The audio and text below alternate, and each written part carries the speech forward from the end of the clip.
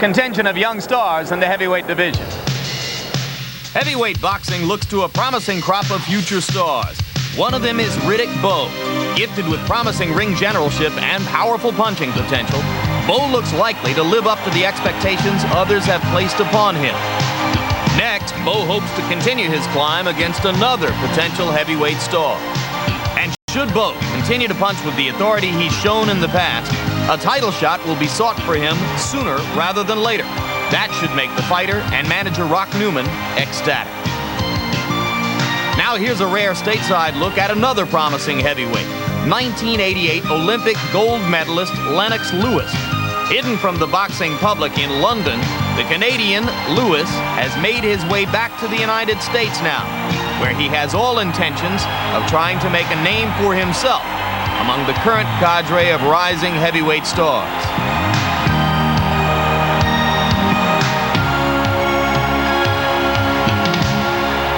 Lennox Lewis of Canada.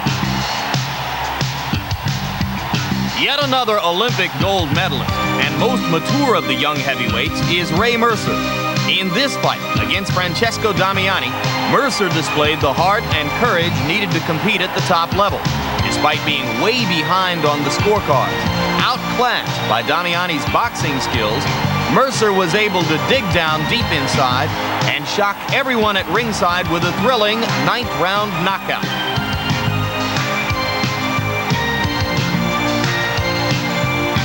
This Mercer knockout was to have set up a big August showdown with our next featured heavyweight, Tommy Morrison.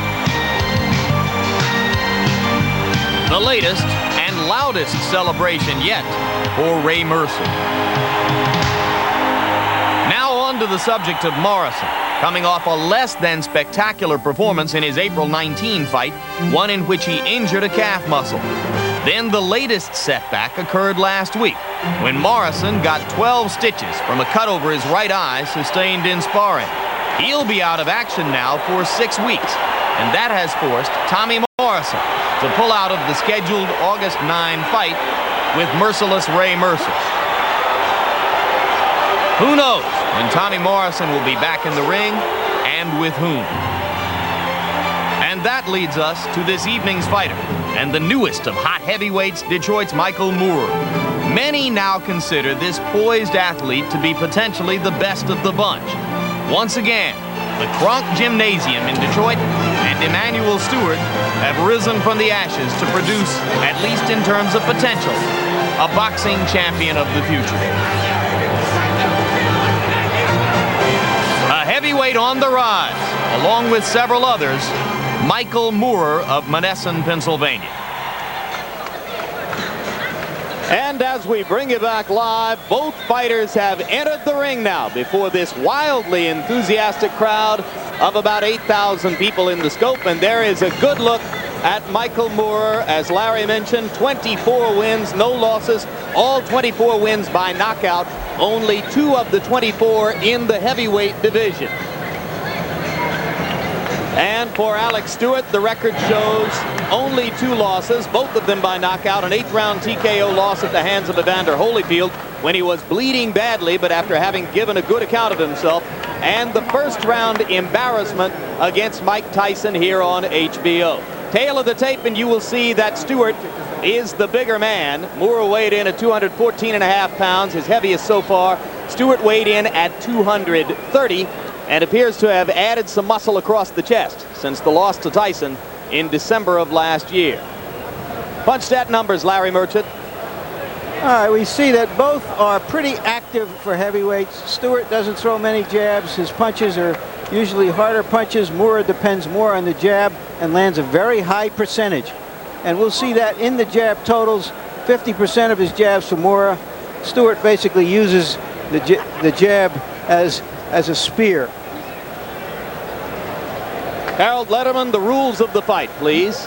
Michael Moorer and Alex Stewart will fight tonight using the rules of the Commonwealth of Virginia. 3 judges will score the fight on a 10-point must system. The standing 8 count is in effect. The 3 knockdown rule is in effect, and you cannot be saved by the bell in any round. All right, Harold, and now for pre-fight introductions, let's go to the ring announcer, Michael Buffer. Ladies and gentlemen, welcome to the famous Scope Arena here in Norfolk, Virginia, where tonight, Main Events Monitor, in association with the undisputed king of beer, Budweiser, present professional boxing for your entertainment. All these bouts are sanctioned by the Virginia State Athletic Commission, Boxing Commissioner Doug Beavers, Chief Inspector at ringside, Ernie Green, physicians assigned at ringside, Dr. Maria Plot and Dr. Juan Ribas. Timekeepers Stanley Gold, Louis Latham, and Gail Carpenter. The three judges assigned to this bout doing the scoring on a 10-point must system are Oscar Bryant, Vaughn LaPrade, and Jim Traylor. And the man in charge of the action in the ring is the referee, Chris Wollison. And now, ladies and gentlemen, let's get things started with 10 rounds in the heavyweight division. Introducing first, fighting out of the blue corner. He's wearing the black trunks with gold trim and weighed in at an even 230 pounds. His professional record, an outstanding one, 27 victories, all 27 by KO, only 2 defeats. He's from Tampa, Florida, and ranked number 5 in the world by the World Boxing Council. Ladies and gentlemen, Alex the Destroyer Stewart.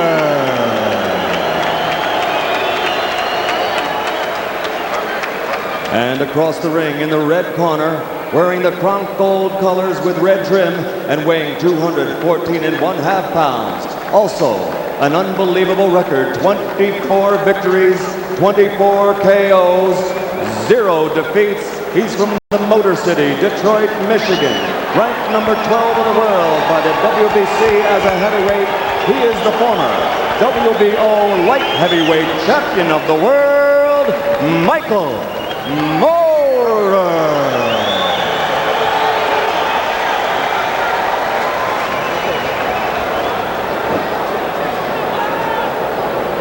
I can't see his cue.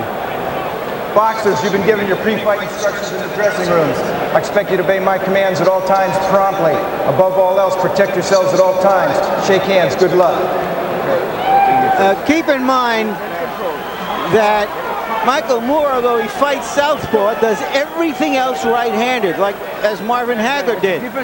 The right hook is the punch that might be his most dangerous punch. He is a natural right-handed puncher. And you take a look at Alex Stewart, who in the minutes before his knockout loss to Mike Tyson last year was bone dry.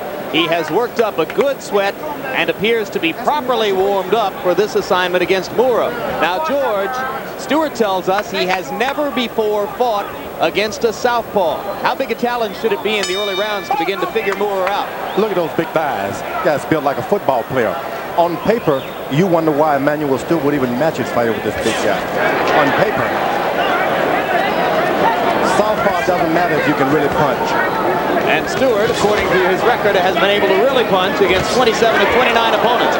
A ripping right hand inside early by MOORER, and Alex Stewart begins to go to the body. Stewart is really unorthodox. He's landing good body punches in case the fight goes 4 or 5 rounds. Things pick up for the bigger guy.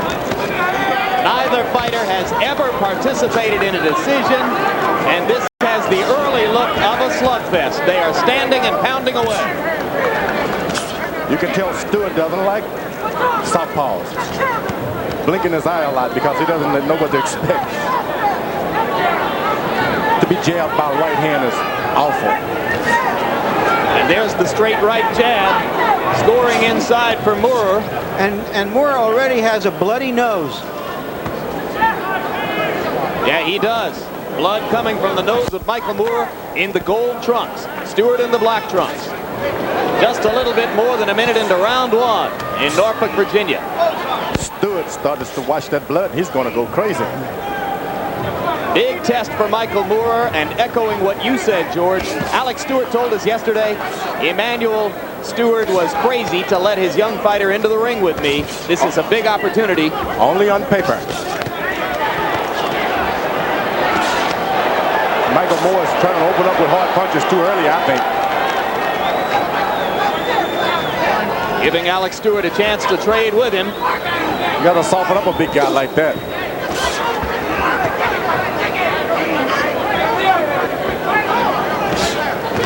Oh, a good body punch by Stewart. That hurt. Good body punch by Stewart, but a good left and a right comeback from Moorer. Moorer going to the head. Stewart focusing more early on the body. Both fighters doing damage. And Stewart is hurt. Stewart is really hurt, and he's cut. Moorer landing the right hand over the top. Stewart in serious trouble against the ropes. Plenty of time left in the round. Down goes Alex Stewart. Referee Chris Wallison.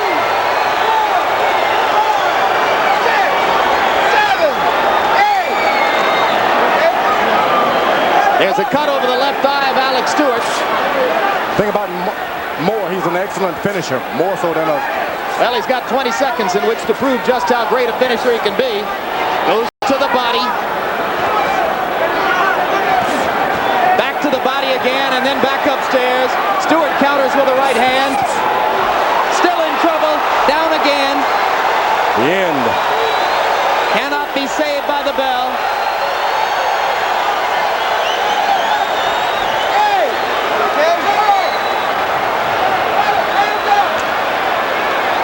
Clock is well past 3 minutes now. I don't know why we have not heard a bell to end the round, and there it is. A magnificent round for Michael Moorer. The small cut. Alex, you got to break your body standards. Tight. All right, take it easy. That's what you got me for. Okay, right. Don't worry about the cut, Alex. Look here. Look here. Don't worry about it at all. A clarification for us if you can. Well, first let's look at this replay, Larry. Moorer landed a tremendous number of clean punches. As I mentioned earlier, it's the right hand that, although he fights southpaw, George, you can see there, he's really winding up with that right hand. The thing that's so difficult for Stewart, he's expecting a left when the right is coming. All kinds of things are happening bad for him tonight. Harold, why didn't the bell ring at the 3-minute mark? Be saved by the bell in any round, including the last. I spoke to Commissioner Doug Beavers of Virginia about it, and he said that the bell will sound after the referee cleans up the fighter's gloves when he regains his feet. All right, well, the round was 3 minutes and 16 seconds long, and too long for Alex Stewart. And how tough is it for Stewart against the southpaw? Moorer landed 27 of 34 jabs in round 1. Stewart is accustomed to fighting with a cut, so that's not going to bother him. He fought with a cut against Holyfield and fought valiantly, hurting Holyfield in the 5th round of what became an 8th round TKO loss. Get off his head. But he also bled profusely. He just doesn't know what to expect from this southpaw. It's coming in the wrong angle.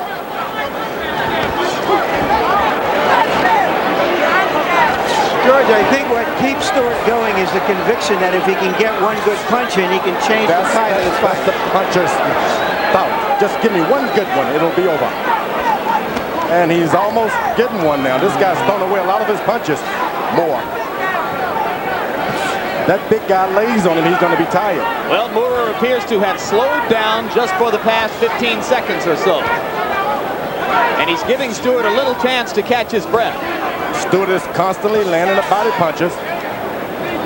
Unfortunate for him, he just doesn't know how to get away from a southpaw. He's got a discouraged look on his face, George. Don't be holding. Watch your heads. And there's a solid left hand. The thing about fighting a southpaw, you've got to keep that left foot of yours on the outside of his and keep that jab going. You can't let your left feet or your left foot get in the inside of his feet. Well, I think footwork is the least of it right now for Alex Stewart, who is hoping to stand up long enough to land a good shot. Right hand ripping up inside for Moorer, and Stewart is hurt again. Moore was hurt with a body punch also, a left hook to the body. He's taking time to feel it. Left hook by Stewart. Right hand. A good right hand. Moore badly hurt. Good right hand. Stewart landed a solid right cross. Somebody's better do something. That's the game that Stewart want to play. Plenty of time left in round 2. You can see that Moorer does not cover up when he's hurt. He throws punches instead. As I said earlier, look at the big thighs like a fullback on Watch your head. Stewart. Moorer's head is clearing as he steps away from the ropes. Step back. I got you. Step back clean. But Stewart caught him with a mammoth right hand shot in there that almost turned the bout completely around. I told you that one punch he has, he can end all things. Now Moorer goes back to the jab. Blows up, Alex. I got you. Step back. At this point, Stewart has got to keep his left foot on the outside of Michael Moore's right foot. He doesn't seem to care at this point. Stop. Heavy bleeding from Alex Stewart, and he walks to the wrong corner at the end of the round. All I got to say about that round is wow and wow again. You don't see many heavyweight fights with that kind of heavy shots landing consistently. The guy was hurt. You're going to break your body. Go on your knees. Keep the stick going. Okay? Okay, baby. Okay, hold on. Okay. And the Norfolk crowd loves it. Let's see if we can catch that shot that turned that fight around. There it was, a straight right hand on the bridge of the nose. Obviously hurt Moorer, and looked almost for a few seconds as that was going to be the end of it, George. The only thing saved him is that awkward position he lies. He just stays in that southpaw position. You don't know what to come back with. You know, the question about a light heavyweight when he moves up to a heavyweight is two things. One, can he take a heavyweight's punch? And two, can he deliver a heavyweight's punch? He's landed a lot of hard punches, George. And he's taken some good shots. If he was a true heavyweight, you think he would have knocked Stewart out already? No doubt about it. You think so? So you think this is a black mark against his record that he hasn't gotten Alex out of there in 2 rounds? That's true. I don't know. If he had not been a right-hander, right-hand lead, he would have been out of there himself. Michael Moore is for real, no doubt about it. All right, well, we'll clarify that one after the fight, because I'm confused as to what you think. But right now, too much action to talk about it, as both guys are wailing away one more time. In my mind, Michael Moore is a great fighter, but he's not going to be able to long period to take those big heavyweight shots. Watch your head.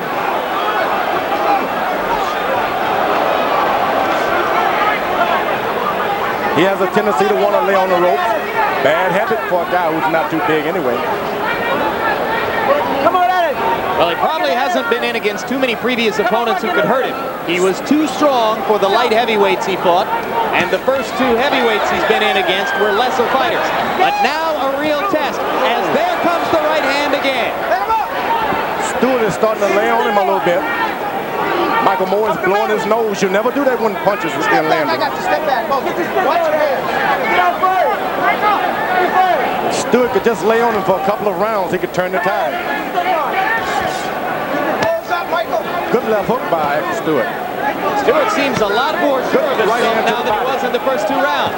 You get the feeling that Stewart believes he's taken what Moorer has, and he's weathered it. And now he's turning things around. That Stewart just leans on him and leans on him. Things are going to change. A much different look on Alex Stewart's face, as the big man, littler man equation seems to begin to operate in his favor.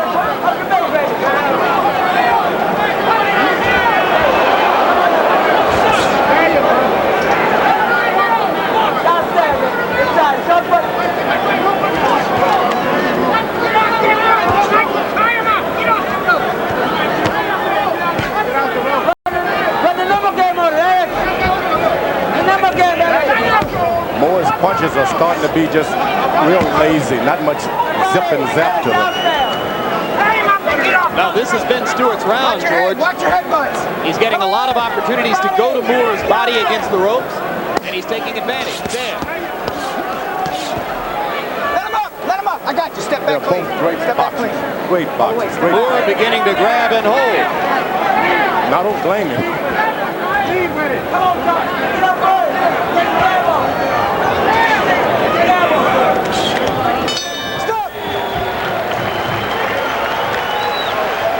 Welcome to the heavyweight division, Michael Moorer. Thank you. Okay, we're ready. All you're going to do, Mike, is just punch a little fight, okay? Stay off the ropes. Let's get back to the right jab this round, okay? Very important. We got to go back to the show, okay? We got to get back to the right jab. When you get you on the rope, tie him up so the referee breaks. Stay off the rope. You got to use your jab. It's perfect, but you're not using it. When you get that real quick. Yeah. We're running them again, right down the pipe. When you're inside, go to the body. He's tied. The guy can't take it to the body. Okay? Freaky. But don't stand in front of that ring. Okay? You didn't shave it. You're going to get your second win after round. I want you to go downstairs, huh? Seconds out! Okay, come on.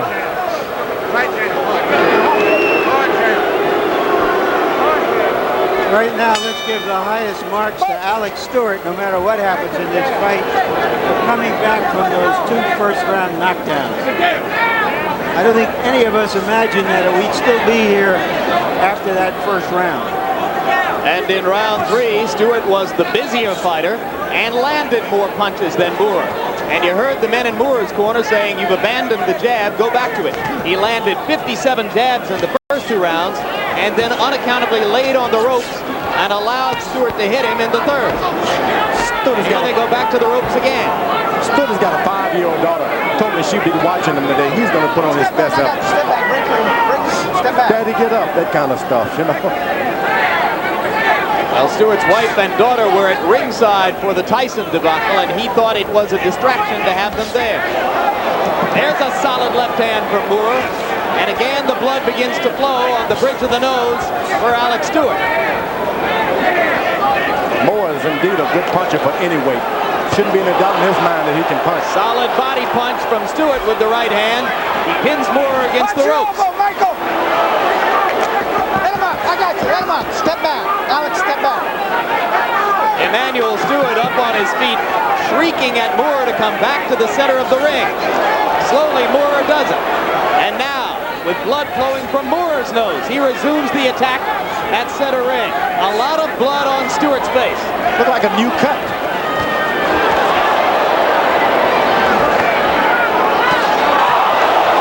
And Moorer scores twice with the uppercut, and Stewart is down again. Boy, that's a knockout. 2, 3, 4, 5. Now he's going to get up again. 7. A lot of blood from over the right eye. I think it's too bad to continue. Yeah. Good stoppage. Knockout. Good stoppage by referee Chris Wallison. Well, you don't see many heavyweight fights like that one, George. No, and it's because Stewart decided, I'm going to win this. I've got a chance. Yeah. And it called for a good fight. Again, high marks to him coming back from a devastating humiliation at the hands of Mike Tyson. To be able to fight this well, fight this hard, I should say. And also the highest marks to Moorer, because it looked there for a moment that he had found that the heavyweight division was a little too heavyweight for him. Well, in essence, this is reminiscent of Stuart Holyfield, isn't it? As Evander Holyfield was able to rock Alex Stewart. Stewart showed his courage, came back in the middle rounds to briefly command that fight, and then lost because he cuts and he bleeds. Same thing happened here.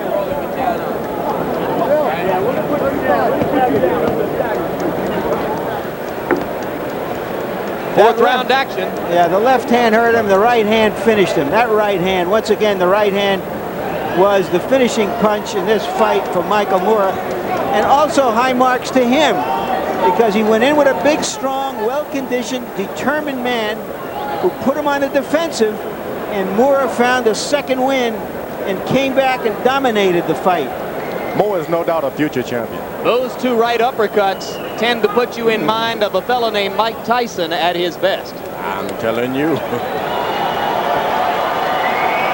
And the mask of defeat on the face of Alex Stewart, who's now getting a good hand from the crowd live in the ring as we look once again at the knockout sequence. All right. So now, for the official particulars on the knockout, let's go to ring announcer Michael Buffer. Ladies and gentlemen, before I give the official time, how about a round of applause for two heavyweights who came here to fight for all the fans here in Norfolk, Virginia. The official time, 1 minute and 54 seconds of the fourth round.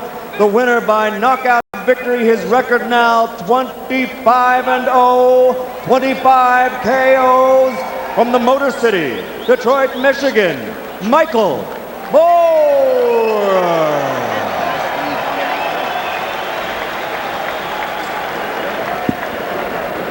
And a round of applause for Alex Stewart from Tampa, Florida. And you look at the total punches in the bout. They were just about even in the number of punches they attempted. Moorer was the more accurate of the two. And it was that accuracy which in part paid off with the 2 big cuts over Stewart's eyes and the 3 knockdowns. And now here is Larry Merchant with the winner. All right, Michael, welcome to the heavyweight division. Thank you, thank you. First of all, I'd like to thank God, and a special hello to Van down in, I forget where she is, but on a speedy recovery. Thank you. You thought it was over in the first round. You leaped up on the ropes. You were ready to take it. Congratulations. I'm getting pumped. Woo, he's a tough fighter. Were you surprised how well he came back? Yes, I was. That shows a sign of a veteran, of a good fighter. A lot of people doubted me because they think I'm a blown up light heavyweight. We talked about it. But I think I proved the point right now to show that I am a legitimate heavyweight. I took some good shots. He hurt me once. I exchanged some good blows with him. All right, tell us about that round, that third round, when he nailed you, drove you into the ropes. How hurt were you? I wasn't hurt. I was just stunned for a minute. Then he came back. Then he came back with a good follow-up punch with it. Hello to everybody. Manessa also, that was a sneaky one. All right, let's see this last knockdown and describe to us what you see. I see 2 guys fighting right now. It was a good, Emmanuel was telling me to throw a right uppercut on the inside, a short punch, and that's what I did. I had to wait for the special moment to throw it. And damn, I'm pleased, boy. Shit, I'm telling you. What exactly pleases you about this? That he didn't go as fast and you had to regroup and get him again? I had to bring everything out the woodwork. I had to show that I was a game young fighter like I am. I had to show that I'm a legitimate heavyweight. And this was a good fight for me. For instead of going short distance, it went 4 rounds, 4 good hard rounds. And I appreciate it. What kind of timetable do you have for yourself before you challenge for a championship? Well, I don't want to be rushed. I want to take my time to let everything happen in time. I don't want the easy road to the heavyweight championship. Never been a southpaw heavyweight champion in a long time. And I just want to take my time and fight the good quality guys. And I'm going to be there. I'm going to be ready. God willing, I'm going to be there. Well, we'll be there to watch you. Back to ringside. All right, so Michael Moorer extends his record to 25 wins, 25 knockouts, another event in what has already been an eventful weekend in the heavyweight division. Let's turn our attention briefly right now to what may turn out to be the biggest story of this weekend in boxing. The potential charge of rape against Mike Tyson in Indianapolis. The allegations arise from Tyson's visit to Indianapolis last week for an event called Black Expo, an event which, as you can see, attracted a variety of black leaders from across the country. One of the events which took place under the umbrella of Black Expo, a Miss Black USA pageant. And you will see here that the hotel in which the contestants for that pageant stayed was but a short walk, about a block and a half, from the hotel in which Mike Tyson was ensconced for the weekend. Police have been told that one of the contestants in the pageant, at the invitation of Tyson, made her way from her hotel to Tyson's hotel, where she was forced to have sexual intercourse with the former heavyweight champ. Here are the statements of police.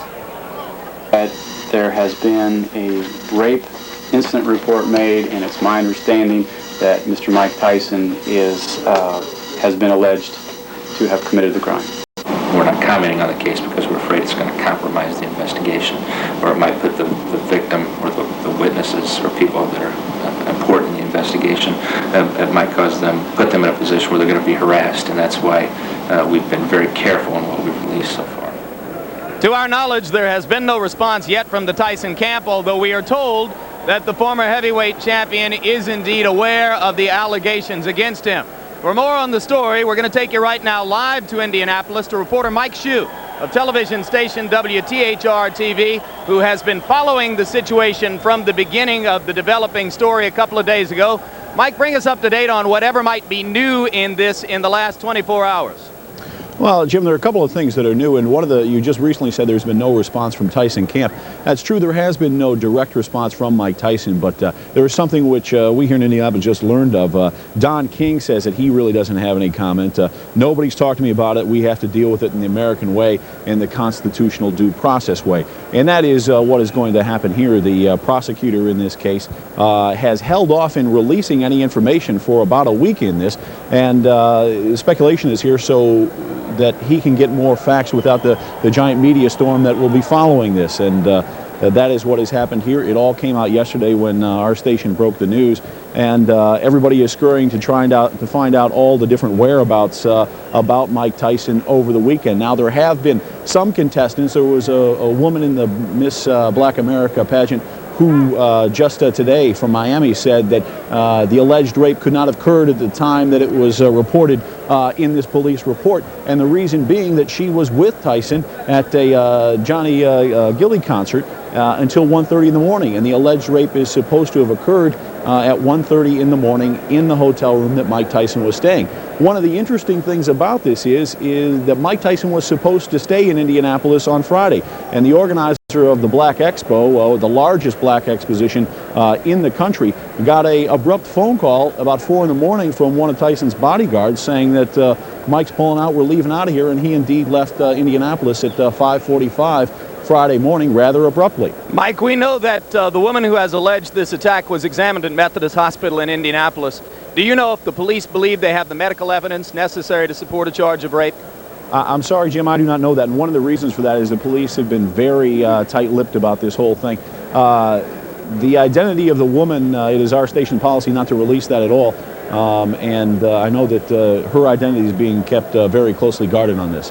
All right, Mike Shue of television station WTHR in Indianapolis, thanks very much for your time and for bringing us up to date on the Mike Tyson situation there. Standing with me now are the two men who stand to be most affected by whatever happens to Mike Tyson in Indianapolis. On my left, unanimous world heavyweight champion Evander Holyfield. On my right, heavyweight contender George Foreman, both of whom have expected somewhere along the way to perhaps wind up in the ring with Tyson, most specifically Evander, who has a contract to fight Mike November 8th. Are you fearful that the potential for a rape charge in Indianapolis could throw that fight of yours off schedule or perhaps even cancel it? Well, maybe it would, but I hope that in that situation it's not what they put on Mike Tyson. I hope that it's not what everybody think it is. So what you're hoping is that in Mike's best interest and in your own best interest that the allegations prove groundless? Well, I'm looking in the best of Mike's interest. I feel that we can always fight one day, and I think that the man worked hard all his life to make something of himself. I hate for a situation like that to happen to anybody. All right, because of your scheduled fight with Mike Tyson on November 8th, my friend George Foreman over here has filed a $100 million lawsuit against Evander Holyfield and his managers, charging breach of contract. George, there have been reports in the last couple days of a possible settlement between you and the Holyfield people. Has there been a settlement? Will there be one? I can tell you this. I've told my daughters that Evander Holyfield is now bachelor, and I want him to be my son-in-law. He's rich, you know. Do you want him to give you a whole lot of money to drop your lawsuit? No, the whole thing is we're going to have a lot of fun. I still love Evander Holyfield. We're great friends. We're hoping that he and Mike Tyson come out for the heavyweight championship of the world, and I'm next in line, and the whole thing is going to be a lot of fun in the end. It sounds like a lot of rhetoric, George, when you are holding a $100 million club over his head. Aren't you expecting some payment from Evander? All I expect from Evander Holyfield is for him to stop trying to break my will in the ring, or try to break my will and stop trying to break my jaw. Well, I'm not entirely sure all of that is true because, Evander, my information is that his side is still looking for some recompense from you, and that's why the $100 million lawsuit still exists. Are you fearful that George's lawsuit might prevent you from meeting Mike as scheduled on November 8th? Well, not at all. I think that's left up to my attorney. My attorney is handling that matter. And with me, I'm still training and looking forward to fighting Mike Tyson. He says he still loves you. Do you take him at face value on that one, even though he's suing you for $100 million? Sure. I don't think it's more of me. I think it's more of whatever the situation is, and my attorney them handling the matter. What did you think of Michael Moorer tonight?